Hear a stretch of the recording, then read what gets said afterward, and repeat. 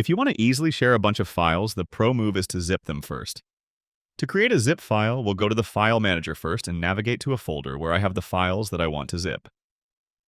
Let's zip some pictures, for example.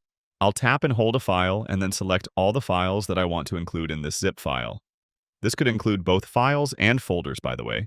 Doesn't need to be just individual files.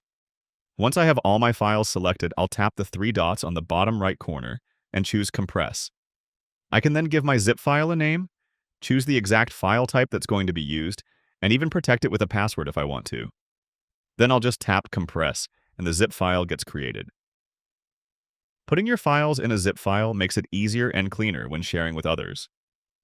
Another big reason to zip your files is the fact that you cannot email a folder, but you can email a zip file.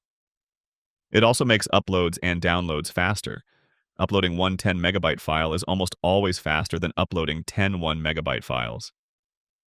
This is because the so-called handshake between your phone and the server happens once instead of 10 times, which can be a lifesaver if you're on a spotty 5G or hotel Wi-Fi. Anyways, that's how you zip stuff on Android. Click the like button if this helped, and subscribe for more easy guides like this.